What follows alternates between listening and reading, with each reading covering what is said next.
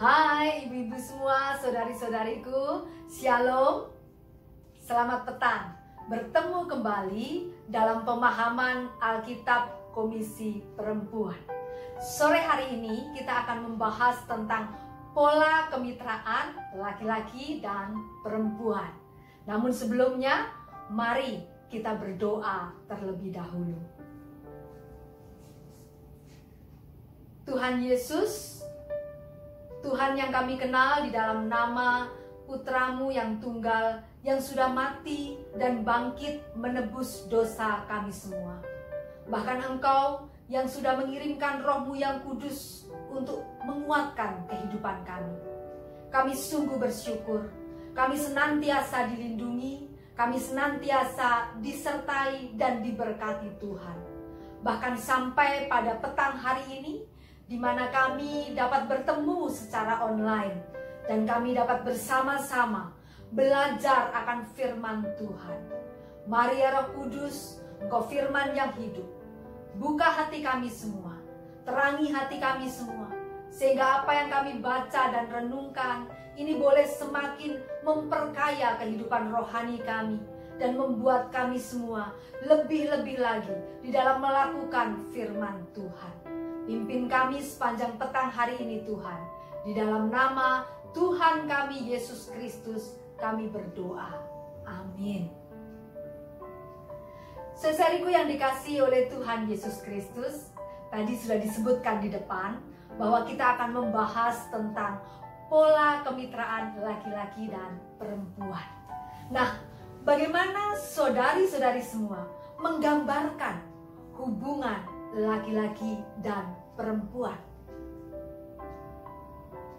Mungkin ada yang memikirkan tentang hubungan superior dan submisif. Ada lagu kuno, lagu karya Ismail Marzuki yang mengatakan demikian. Wanita dijajah pria sejak dulu. Ini pola penundukan kekuasaan. Lalu ada juga yang mungkin memikirkan tentang hubungan di mana salah satu dijadikan objek semata-mata. Masih di lagu yang sama. Dijadikan perhiasan sangkar madu. Tapi ada juga yang polanya itu manipulatif, eksploitatif. Gimana lagunya? Namun ada kala pria tak berdaya, tekuk lutut di sudut kerling wanita. Sami mawon, sama saja. Dua-duanya terjebak dalam hubungan yang tidak setara dan tidak berkeadilan. Nah, saudara-saudariku yang dikasihi Tuhan, hal tidak setara dan ketidakadilan itu adalah akibat dari yang pertama, di dalam Alkitab kita bisa melihatnya, kejatuhan manusia di dalam dosa. Di situ kemudian muncul prasangka, ada saling menyalahkan, menindas, menguasai, ada kebencian, ada persaingan, dan lalu kemudian hubungan menjadi rusak. Dan dari hubungan yang rusak itu kemudian melahirkan budaya yang melanggengkan penguasaan dan penindasan.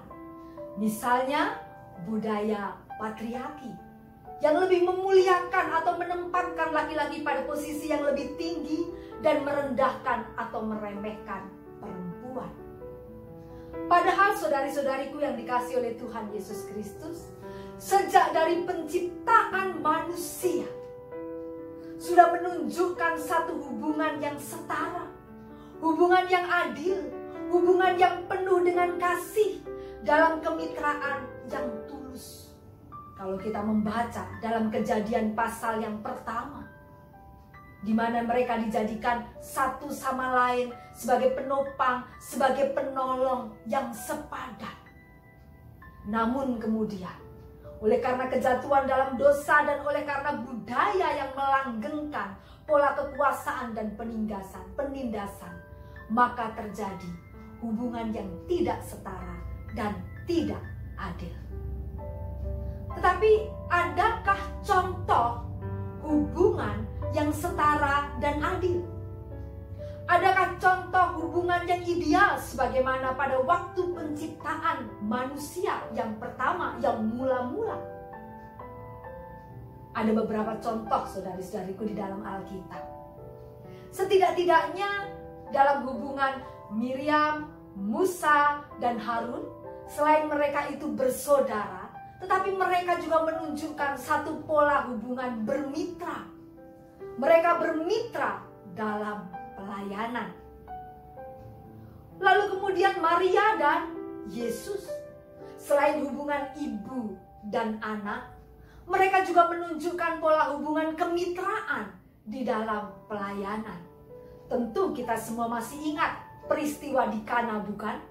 Mujizat yang pertama, saya pikir itu tidak akan terjadi tanpa kemitraan yang baik antara Maria dan Yesus. Belum lagi kalau saya menyebut ada Maria Magdalena, ada Susana, ada Yohana. Mereka semua ini perempuan-perempuan yang menjadi mitra dari para murid pria dalam pelayanan bersama-sama dengan Tuhan Yesus. Namun saudari-saudari yang dikasihi Tuhan, contoh nyata pola hubungan kemitraan yang populer di dalam Alkitab dikenal dari hubungan Priskila dan Aquila. Siapakah mereka? Siapa Priskila dan siapa Aquila? Apa peran mereka?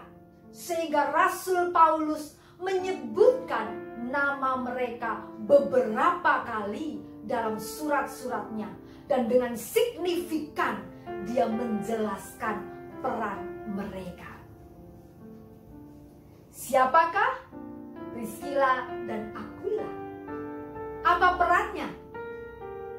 Saudari yang dikasihi oleh Tuhan Yesus Kristus, Priskila dan Aquila adalah pasangan yang bekerja sebagai tukang kemah.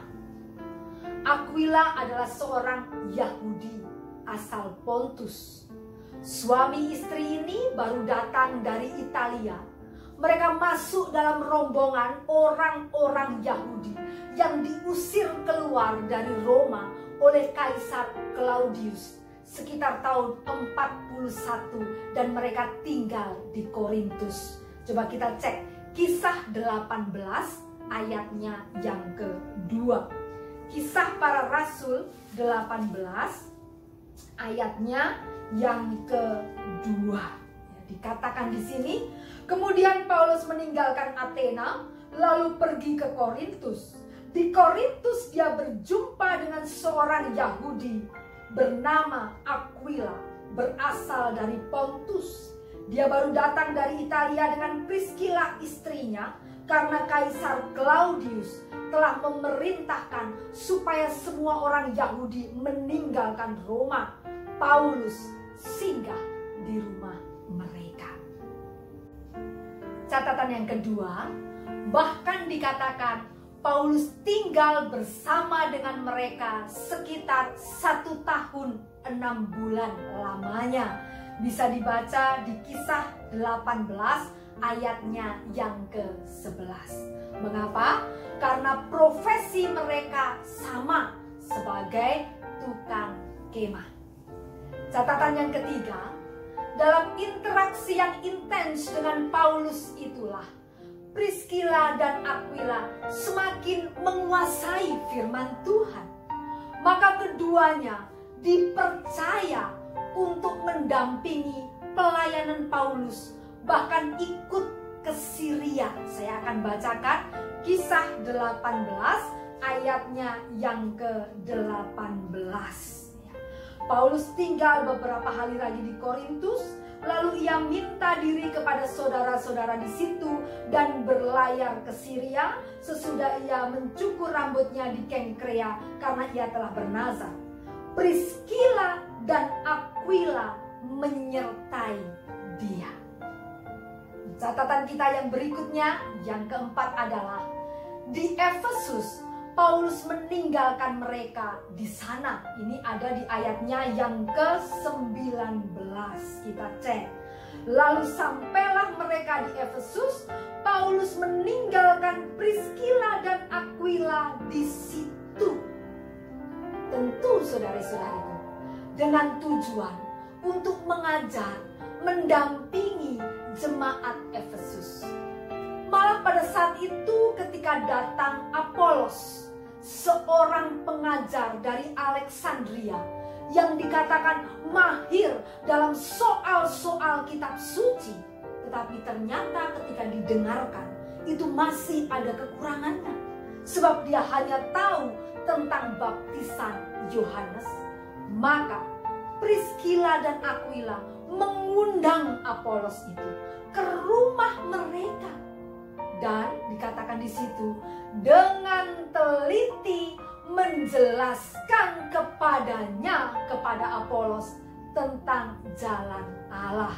Ada di pasalnya yang ke-18 ayatnya 24 sampai 26. Kita cek ya. Sementara itu datanglah ke Efesus seorang Yahudi bernama Apolos, berasal dari Alexandria. Dia seorang yang fasih berbicara dan mahir dalam soal-soal kitab suci. Ia telah menerima pengajaran dalam jalan Tuhan. Dengan bersemangat dia bicara dan dengan teliti ia mengajar tentang Yesus. Tetapi ia hanya mengetahui baptisan Yohanes. Ia mulai mengajar dengan berani di rumah ibadat. Tetapi setelah Priskila dan Aquila mendengarnya, mereka membawa dia ke rumah mereka dan dengan teliti menjelaskan kepadanya jalan Allah. Sangat jelas bukan saudari-saudariku? Priskila dan Aquila mengkoreksi, membimbing seorang pengajar lain. Ini artinya mereka berdua, Priskila dan Aquila, adalah pengajar yang handal dan terpercaya. Nah saudari-saudariku, dari semua catatan-catatan itu, dari semua fakta-fakta itu, sangat jelas bahwa mereka berdua, baik Priskila, Aquila, sama-sama mempunyai peran yang penting bagi Rasul Paulus. Sehingga khusus dalam surat Roma 16 ayatnya yang ke-3 sampai 4.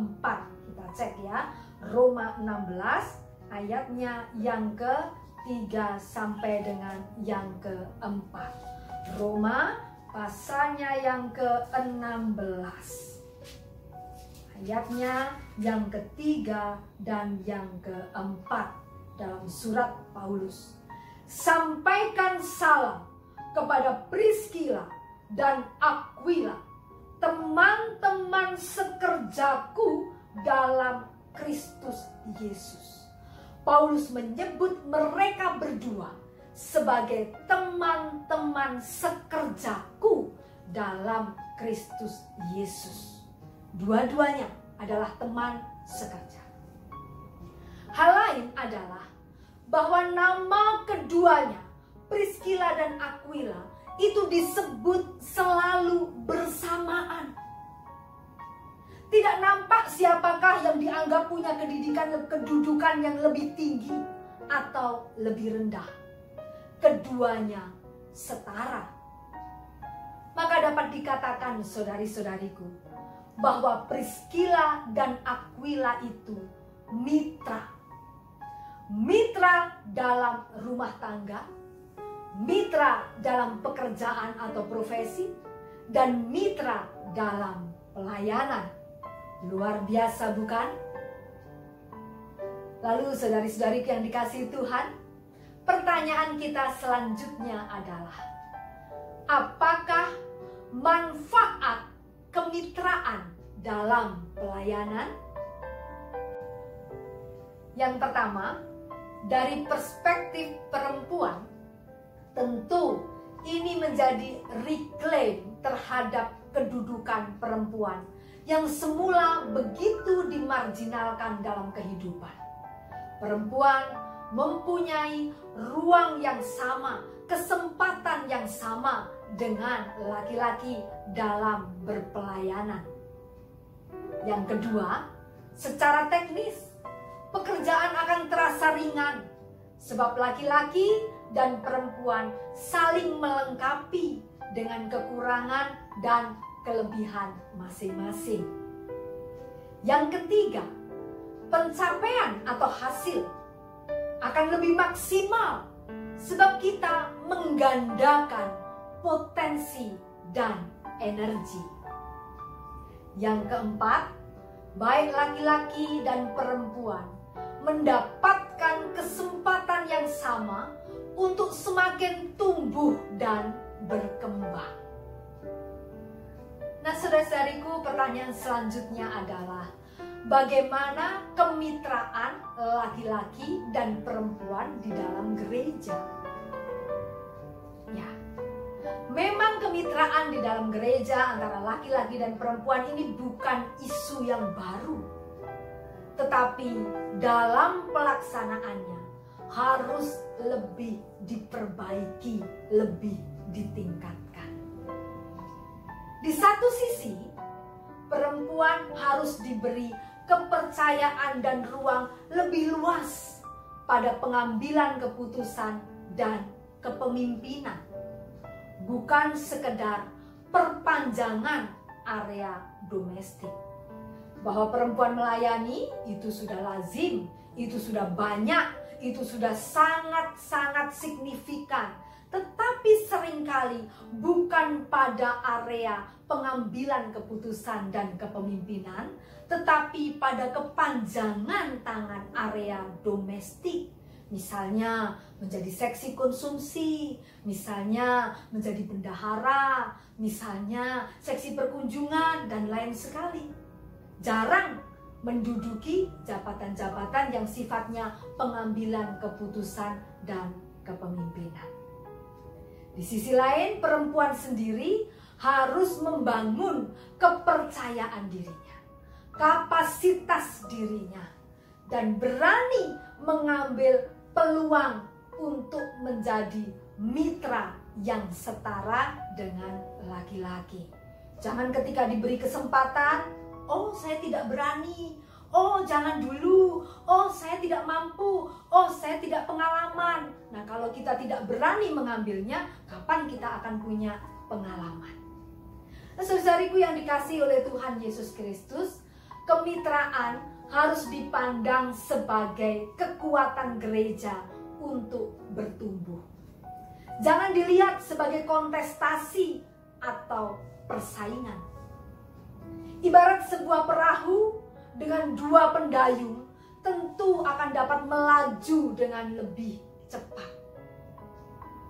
Dan petang ini, dengan belajar dari Priscilla dan Aquila, mari kita wujudkan kemitraan yang sehat, setara, dan konstruktif bagi gereja yang kita cintai. Tuhan memberkati. Mari kita berdoa.